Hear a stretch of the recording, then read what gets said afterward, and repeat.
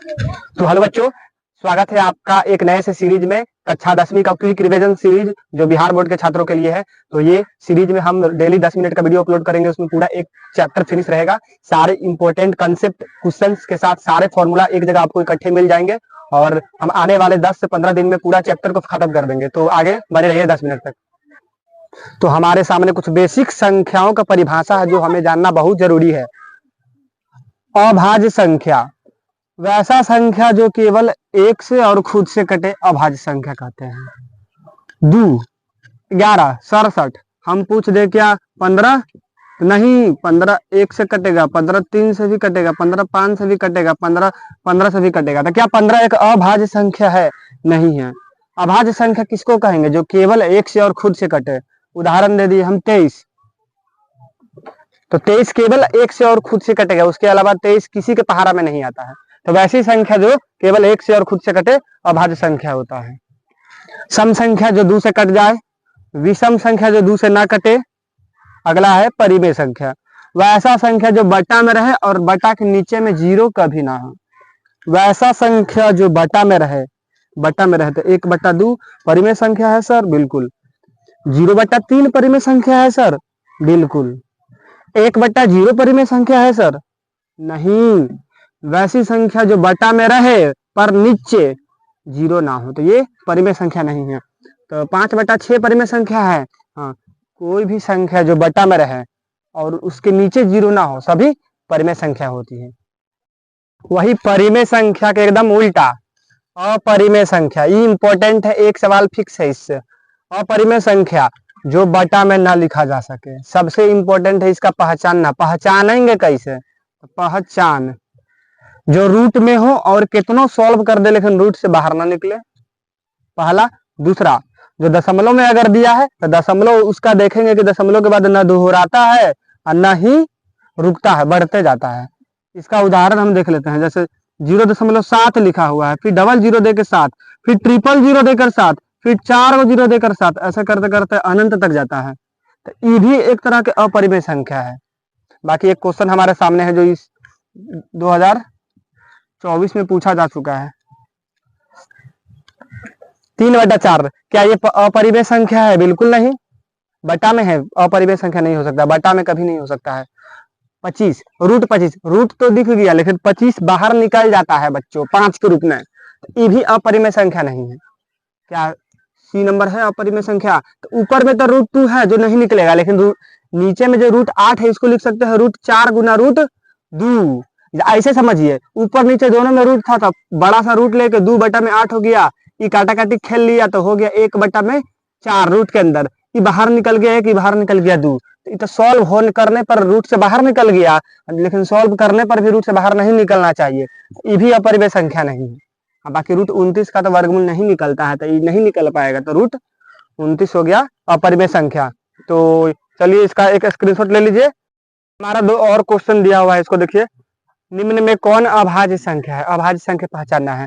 तो वैसा संख्या जो केवल एक और खुद से कटे। 3 से 7 से दोनों से कटेगा, हटो। 10 से 2 से कट जाएगा, हटो। 102 2 से कट रहा है, हटो। केवल एक से और खुद से कटना चाहिए। 43 1 से कटेगा और 43 से कटेगा, तो हाँ हमारा आंसर हो जाएगा 43। तो बच्चा इसमें से एक क्वेश्चन आता है अभाज्य संख्या पहचानने के लिए। आप लोग एकदम ध्यान पूर्वक देख लीजिए। अगला क्वेश्चन है कौन अपरिमेय संख्या नहीं है? इस शब्द पे ध्यान देना है। तो अपरिमेय संख्या नहीं है मतलब बटा में रहना चाहिए, तो ई रूट में है, हटो। ई भी रूट में है, हटो। और 21 का बाहर नहीं निकलता है। उसके बाद ये वाला देखिए, अभी बताए थे अपरिमेय संख्या वह होता है जो दशमलव के बाद में अपना संख्या न दोहराता है और बढ़ते जाता है। तो 01 डबल 01 ट्रिपल 01 बढ़ते जा रहा है, तो ये भी एक अपरिमेय संख्या है, इसमें चुनना है नहीं है। तो नहीं है में हमारा बी नंबर आंसर हो जाएगा। कैसे होगा बी नंबर आंसर? ये भी तो सर रूट में दिख रहा है। अरे दिखने से नहीं होता है, इसको हल करेंगे। इस पे भी रूट है, उस पे भी रूट है, बड़ा सा रूट चढ़ा देंगे। 2/8 काटा काटा वो खेल लेंगे तो 4 बार में कट जाएगा, तो हमारा हो जाएगा 1/में 1 बचा 4, 1 के बाहर 4, 1 के बाहर 1 आ गया, 4 के बाहर 2 आ गया, तो ये 1/2 लिखा हुआ है, तो हमारा आंसर हो जाएगा बी नंबर। तो हमारा अगला है यूक्लिड विभाजन प्रमेय, जो बहुत इंपॉर्टेंट है। क्या है? तो एक फॉर्मूला है, केवल इसको आपको याद रख लेना है। a = bq + r, जहां सब चीज लिखा हुआ है। इसका हम इस फॉर्मूला का उपयोग करते हैं एचसीएफ निकालने में। देखिए इस तरह से डायरेक्ट क्वेश्चन एग्जाम में आता है, हर साल दिया जाता है, पिछला साल भी दिया था, हम एक प्रीवियस से उठाए हुए हैं। यूक्लिड विभाजन से इसका हमको एचसीएफ निकालना है। तो क्या करना है आपको, स्टेप देखिए, भाग विधि द्वारा आप लोग को आता होगा निकालने के लिए, उसी तरह निकाल लेंगे। तो पहला स्टेप लगाएं, फिर दूसरा बार लगाएं, तीसरा, मतलब ये 3 स्टेप में हल हुआ है, 3 भाग में हल हुआ है, पहला भाग, दूसरा भाग और तीसरा भाग। तो यहाँ पे 3 भाग में भाग लग रहा है, 1 2 3, 3 बाहर भाग लगने पे अंत में जाके शेषफल 0 आया। तो शेषफल 0 आने के कारण ये मेरा एचसीएफ हुआ। तो पहला भाग का ए बी क्यू आर तुरंत इस पे पुट कर लेंगे। 867 बराबर बी का मान 255 गुना 3 प्लस आर है 102। अब इसमें आ जाता है तो ए बीच वाला हो जाएगा, 255 बराबर 102 गुना 2 प्लस में शेषफल 51। फिर इसमें ए 102 हो जाएगा, 102 बराबर 51 गुना 2 प्लस में शेषफल कितना आ गया 0। तो यहाँ पे हम लिखेंगे बच्चों, चूंकि शेषफल 0 आ गया, अतः हमारा एचसीएफ हो जाता है यही वाला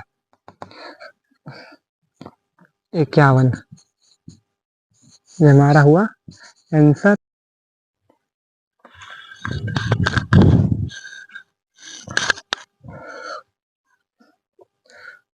तो ये भी एक कैटेगरी इंपॉर्टेंट क्वेश्चन के अंदर आता है, गुणनखंड विधि से एचसीएफ और एलसीएम निकालना। तो इसके लिए सभी जितनी संख्याएं, 2 यहाँ पे 3 दी है, 3 संख्याओं को दिया हुआ है, तीनों का अलग अलग गुणनखंड कर लेंगे। आप लोग को गुणनखंड करने आता होगा। गुणनखंड कर लेने के बाद 50 को कुछ इस तरह क्रम में लिख लेंगे, 2 गुना 5 गुना 5। 625 को भी उसी क्रम में लिख लेंगे, 5 4 है, 5 गुना 5 गुना 5 गुना 5। 1250 को भी उसी क्रम में लिख लेंगे, 2 गुना 5 गुना 5 गुना 5 गुना 5। अब इस तरह सारा क्रम से लिख देने के बाद एचसीएफ निकालते हैं। तो देखिए बच्चों, यहीं पे आपको खोजना रहता है। एचसीएफ में करते हैं, तीनों में कौन कॉमन है, तीनों में एगो 5 तीनों में कॉमन है, दूसरा 5 भी तीनों में कॉमन है, मतलब तीनों में केवल 2 5 कॉमन है।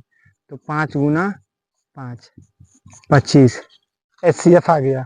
अब एलसीएम के लिए क्या करते हैं, तो एलसीएम के लिए करते हैं, कितना तरह के अंक है इसमें, एगो सरदू है, एगो 5 है, केवल 2 तरह के अंक है, ठीक है।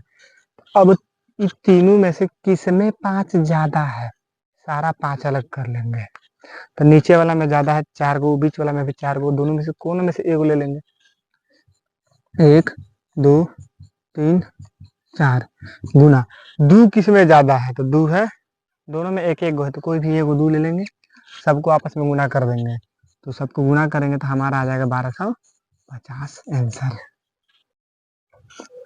तो आगे ही फॉर्मूला पे क्वेश्चन है डायरेक्ट, एचसीएफ ए बी का और एलसीएम ए बी का गुणनफल बराबर होता है उन दोनों संख्याओं के गुणनफल के। तो इस पे डायरेक्ट हमें क्वेश्चन दिया, इसी तरह का क्वेश्चन रहता है। तो इसमें एचसीएफ दिया हुआ है 10 गुना एलसीएम दिया हुआ है 500 बराबर, केवल ही फॉर्मूला पे सब बैठा के निकाल लेना रहता है।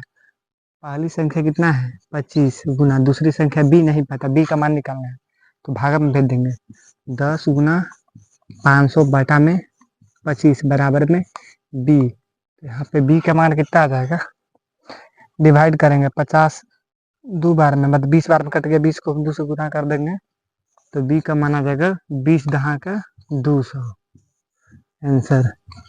तो इसी तरह का इस फॉर्मूला पे क्वेश्चन आता है, नोट कीजिए।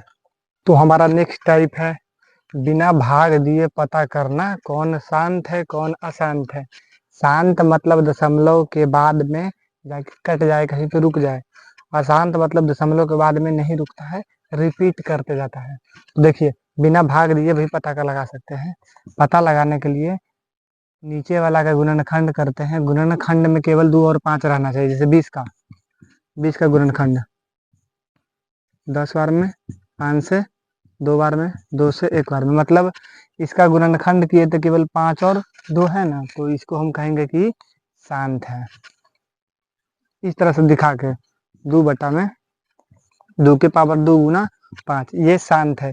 उसी तरह 32 का गुणनखंड करेंगे, केवल नीचे वाला हर का गुणनखंड करके पता करते हैं। 32 का गुणनखंड करेंगे तो 2 के पावर 5 आएगा, ये भी शांत हुआ। जैसे 107 बटा 10, ऊपर से मतलब ही नहीं है हमको। 107 10 का 10, 10 के गुणनखंड करेंगे तो 5 गुना 2, तो जिसके हर में केवल 2 और 5, न तो केवल 2 न तो केवल 5 रहे, तो वो शांत होता है। इन दोनों के अलावा और कुछ नहीं आना चाहिए। अगर 2 और 5 के अलावा कुछ और आ जाता है तो अशांत हो जाता है। 30 का गुणनखंड कीजिए, 15 बार में, 3 से 5 बार में, 5 से 1 बार में, इसका गुणनखंड में 3 आ गया एक्स्ट्रा, तो ये अशांत हुआ। 27 के गुणनखंड में भी 3 आ जाएगा, 3 से लगाएंगे शुरू बार में, तो ये भी अशांत हुआ, तो खत्म। तो शांत और अशांत। एक इम्पोर्टेंट नेक्स्ट क्वेश्चन है, सिद्ध करना है √2 एक अपरिमेय संख्याएं हैं। तो अपरिमेय सिद्ध करने के लिए बोलेगा हम इसका बिल्कुल उल्टा, इसको √2 को एक परिमेय संख्या मान लेंगे। माना कि √2 एक परिमेय संख्या है, तो परिमेय संख्या हम बताएं आपको p/q के रूप में रहता है, और q कभी भी 0 नहीं हो सकता है, तो वही यहाँ पे लिख देते हैं, √2 बराबर p/q, q not equal to 0। आगे क्रॉस मल्टीप्लाई किए, क्रॉस मल्टीप्लाई के बाद दोनों तरफ वर्ग कर दिए। इसे प्रोसेस है करने का, आपको बिल्कुल स्टेप बाय स्टेप याद ही कर लेना है। फिर वर्ग करने के बाद 2 को डिवाइड में भेजे तो एक समीकरण, इसको 1 मान लिए। फिर यहाँ पे हम लोग गौर कर रहे हैं, देख रहे हैं p² 2 से विभाजित होने पर ही q² कुछ ना कुछ आंसर ग्रुप में दे रहा है। इसका मतलब है p भी 2 से पूर्णतः डिवाइड होगा, तो वही स्टेटमेंट यहाँ पे हम हिंदी में लिख दिए हैं। फिर आगे समीकरण 1 में ही p का मान हमें 2k रखना है, बस हमें प्रोसेस को, स्टेप को याद रख लेना है कैसे कैसे बनेगा। 2k रखने पे स्क्वायर हुआ, 4k² आया, फिर इधर 4 इधर डिवाइड में आया, 2 से 4 कट गया 2 बार में, तो q² बटा 2 बराबर में k²। तो q² को 2 काट रहा है, मतलब q को भी 2 काटेगा, तो वही लिख दिए है, q भी 2 से पूर्णतः कट रहा है। अतः यहाँ पे हमें p और q, p को भी 2 काट रहा है, q को भी 2 काट रहा है, तो यहाँ पे p और q का एक उभयनिष्ठ गुणनखंड हो गया। परंतु भाज्य संख्याओं में, परंतु परिमेय संख्याओं में कभी भी अंश और हर का कोई उभयनिष्ठ गुणनखंड नहीं होता है। अतः हमें यहाँ पे विरोधाभास उत्पन्न होता है, या कुछ भी अपना लैंग्वेज में हम बना के लिख सकते हैं। अतः यहाँ √2 एक अपरिमेय संख्या है।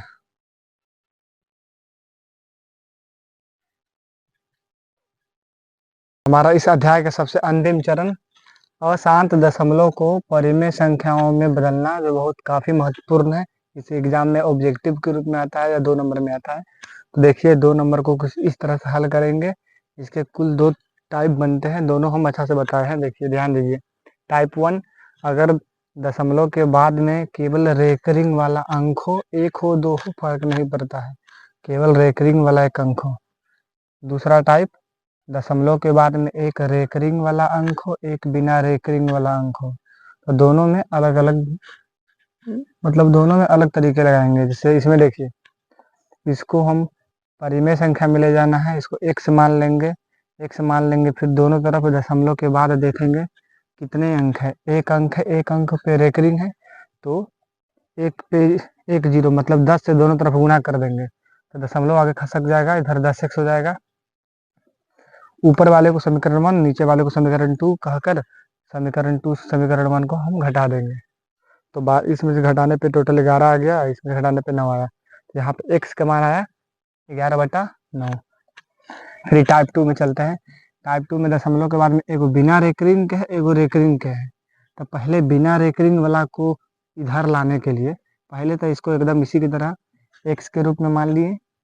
फिर इस बिना रेकरिंग के लिए हम पहले 10 से गुणा किए, तो जैसे ही 10 से गुणा किए तो दशमलव आगे खसक गया, हो गया 10.3 पे रेकरिंग, फिर बराबर में उधर 10x, तो इसको समीकरण 1 बोल दिए। ठीक, आगे अब इस रेकरिंग वाला के बदला फिर से 10 से गुना किए तो 103 में यहाँ पे बहुत सारे 3 है, तो वो 3 पे रेकरिंग अपना उतर गया और यहाँ 100x।